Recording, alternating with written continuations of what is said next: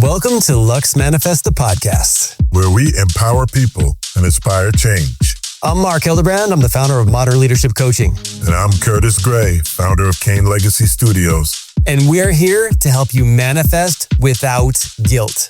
Let's go.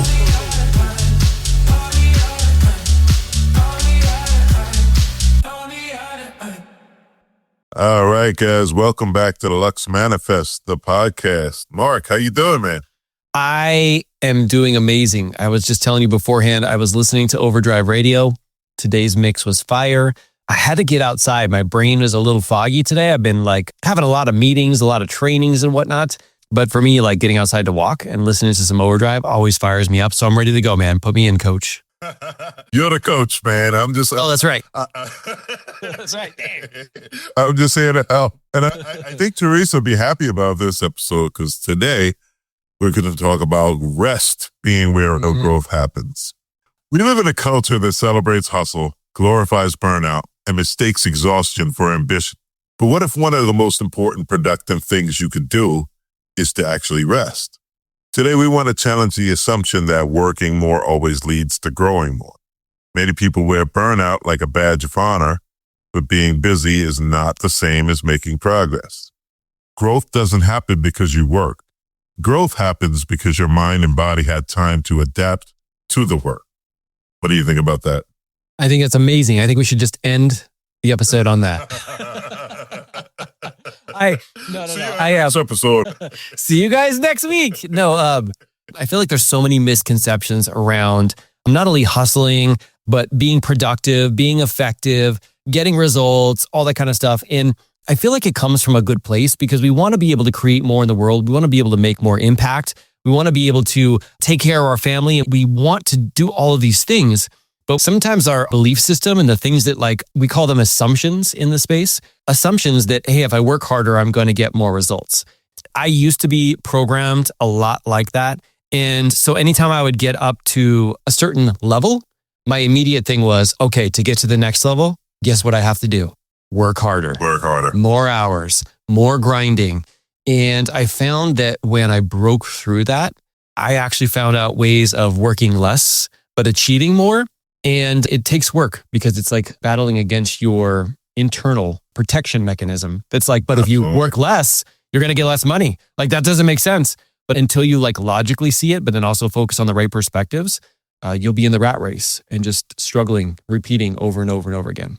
Yeah. The truth is you do have to put in work, of course. There's no disputing that. But I think the Pareto principle applies here like it does to so many things. People spend 100% of their time being busy. But if you look at your activities, 20% of your activities are probably producing 80% of your results. So I think the key is something that you always talk about, which is focus on what's working for you. It also goes hand in hand with what you talk about all the time, which is, sorry, my cat's up here. He has something to say. I think he was agreeing with my point. He was. But anyway, it also goes along with, people are always focused on what's broken, wrong, and missing. Mm-hmm. So they think the way to overcome that scarcity mindset is to outwork it. And I lived that for a very long time. It led to chronic nervous system burnout, and that does long-term damage. For me, it led to chronic hypertension, which also led to a near-fatal heart attack. It's not a good place to be because constantly being exposed to stress, damaging your nervous system is not going to result in you being the best possible version of yourself. And I had to learn that the hard way. And so did you. You have some side effects from your workaholic days too, didn't you? I do. I had shingles. I developed shingles for one of my... I didn't even know that. Yep. It was not fun. And then I ultimately activated my autoimmune, which is ulcerative colitis. That also was brought upon that. And when I think about burnout, when you look at burnout in and of itself, there's the actual burnout that people go through. But I think a lot of times what we do is, at least this happened to me, is burnout had a lot to do with the thoughts, the anxiety, the, like you said, fight or flight. And it was the pre-programming my stories of I've got to work harder, my family deserves this. And it's kind of like those stories that feel like you're on a mission and you're doing this for someone else. And we feel like we have to sacrifice ourselves to be able to do it. And it's coming from a noble place, but you'll never be able to succeed at the level that you want to when you're coming from that place, right? We're not saying that you shouldn't work hard. Every time that I work hard. It's just the way that it is. I work as hard as I possibly can during that time frame. But then when I have the time off, I also work hard at recovering so I can recharge and come back stronger. And if you don't realize that that's an important part of the equation of working hard at recovering and recharging, then you're in a constant loop. The carrot here, though, is that when you do put in more action in the beginning, you do pick up a little bit more steam. And because of that, people equate more action equals more results. And to some degree, in the beginning, you're right. If you're putting in 1 hour a week in your business and you put in 10, you're probably going to get more results if you're doing the right thing. But at a certain point, when you're working 80 hours, guess what the answer can't be? To work 90, to work 100. Like it's the law of diminishing returns where every other hour that you put in actually makes you a little bit less clear, makes you work harder to do the things that you want to do. It's not as highly effective as you were before. And so it just waters down all the other stuff. And before you know it, your stuff is subpar and it's just not the real version of you. So finding your way of recovering, I think is really important. I'd like to hit on that for a few minutes in terms of what you have found to be the way that you recover, because I'll share how I do it and then see how in synergy that is or not. I'd have to go with exercise being my number one. It doesn't always have to be high intensity exercise. Yeah, I go to the gym and hit the basketball court, but most of my workouts are just simple walks around the neighborhood. Hopefully the weather's decent, and get out there and be alone with my thoughts, or sometimes just shut my thoughts down altogether and just walk. Yep. And like you said, throw on a good episode of Overdrive Radio and just vibe out, man. And yeah, it is exercise, but I have found that not only does it calm me and relax me, I found that it's become part of my identity. I have a hard time going to sleep at night if I haven't at least taken a 30, 40-minute walk during the day. It's had a really good effect on my health. Blood pressure's in normal range. I'm living proof that it does work. Another thing I do is I get adequate rest, which I haven't always historically done. I still to this day have an odd sleeping schedule, but it's not about one right, best, only way. In any case, it's about what works for you. That might not always be 8 hours for everybody. For some people, it's 6. For some people, it might be more, and it's all good. It's fine. But the key is to remember that rest and recovery is just as important as the work. So yeah, for me, it's exercise, getting enough rest, sometimes slowing down during the day and touching in with Liz and having conversations with people I love, things that aren't related to work. I think you hit on something really important. Just as we're present during our work, we have to be 100% present during our recovery activities. Love it. Some of the things you talked about are very similar to me. Family, for me, is my recharge time. So I will play video games with them, maybe watch a little TV, play board games, or do puzzles, things like that, where my brain is still working, but it's working in a different capacity, going on a walk with them and just having a conversation. And then, like you said, sometimes just going on a walk by myself. So every day I spend at least 40 minutes going on a walk by myself. So I will go outside, I'll put on some Overdrive Radio or a podcast or something, and I'll just walk and just look at the scenery around me. That helps me to recharge. One thing that I do want to share is some days are harder than others to stay focused in work. Some days I can work all day and I forget that I haven't eaten. But some other days where I'm trying to force this thing. I've been trying it for the last 3 hours and it's not coming out the way that I want to. What the old me would have done is I would have forced myself to stay longer, to work longer, to shorten the time of my rest because I didn't deserve it because I didn't finish that thing.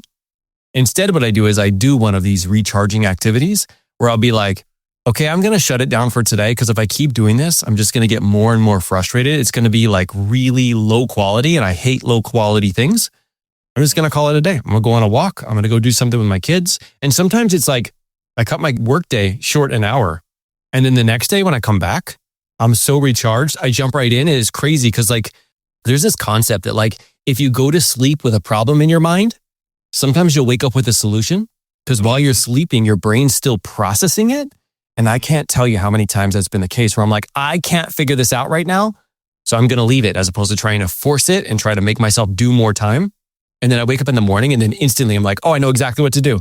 And I'm thank God that I did not force myself to work like 3 extra hours yesterday to figure this out, because I wouldn't have been as good as it is now.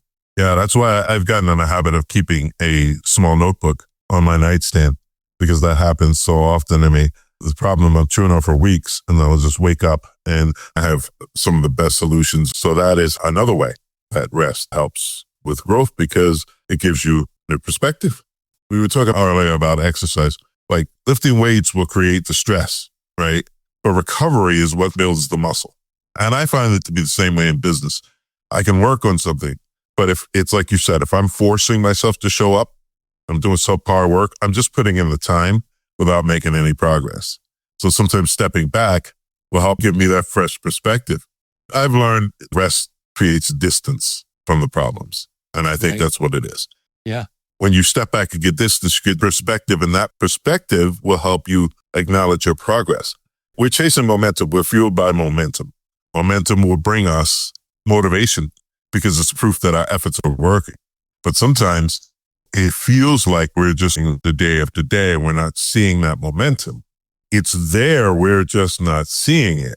So resting and getting new perspective will help us step back and see that momentum. You're climbing a mountain, every foot, every inch seems the same as the one before it.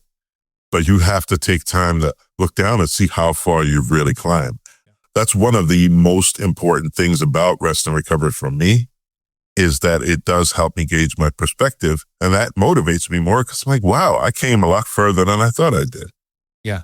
Like even thinking that through the lens of coaching, when we have like a conversation that we want to have with somebody, or we have something that's like kind of like we're going over in our head, and we have this feeling of maybe we were angry at that specific point, or maybe we're frustrated.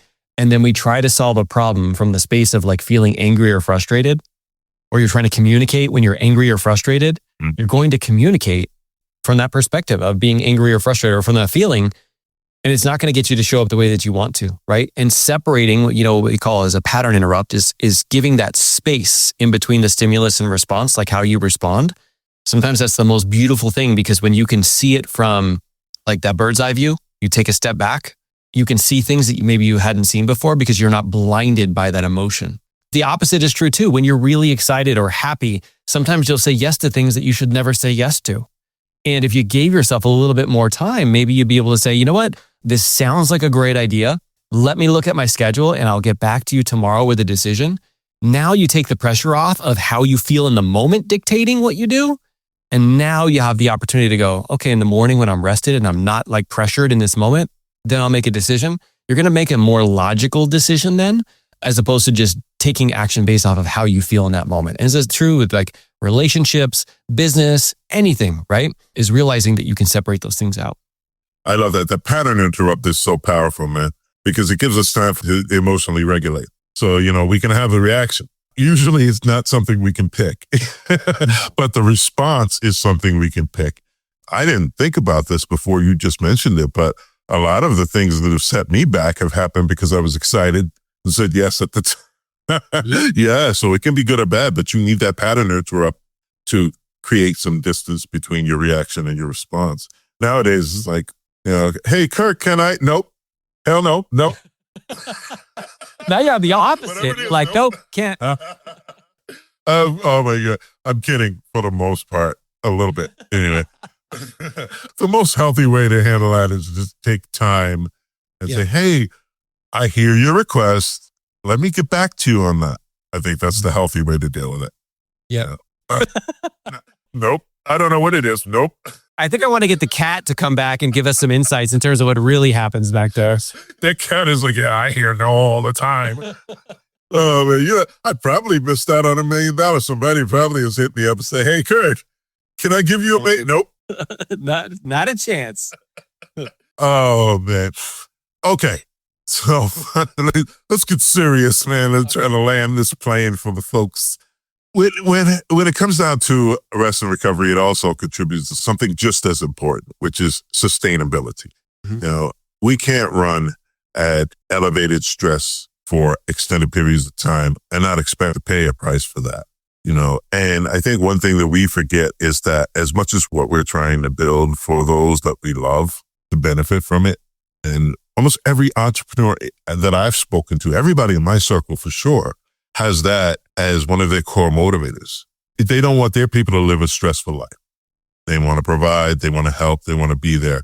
And we forget that we owe ourselves peace as well. We owe ourselves recovery as well. It's like, sacrificing. It's like we want to become a martyr, but we deserve better than that. And we also deserve for what we create to be sustainable. We deserve to be around what we've built and enjoy it with the people we love. Everybody in my life will say the same thing to me. I love that you're trying to build these things for the family and for your friends and for everybody else, but we want you to be around to enjoy it. Yeah. So that is something that I've started taking to heart and really paying attention to. Yeah. You've got to take care of yourself, your mental health, your physical health. Yeah. I love that. We teach people mostly from our own personal actions. Like our words, we can tell people to take care of themselves, but if we are not taking care of ourselves, that is what people will see and that is what they will model after. So like constantly thinking about this related to self-leadership is, am I taking care of myself? Do my people see that I'm taking care of myself? If they don't, you're not sending them the right message. Like the message is work hard when it's work time. And people say play hard. I like to play all the time. But like when you're outside of work. We're supposed to be serious right now. Yeah. But when you think about that, like, are my actions modeling the behavior that I want my kids or my family to look at, right? And so that's one aspect. But the second one I want to bring up, and I want to get your take on this. I heard a podcast recently, and it talks about the two paths that people take. And it talks about what happens when you get on the path of being an entrepreneur and a business owner versus what you do when you're on the path of a W-2 or somebody who works for a career or a job. And there's not a right or wrong path. But let me tell you, the entrepreneur path is the path less traveled. More often than not, people want safety and security. It's the way the brain is wired. They want to know that they're getting a paycheck, and that's totally fine for most people. But some people choose the other path. They choose the path of risk, but also lots of reward, of freedom, of peace, of all the things that you're after.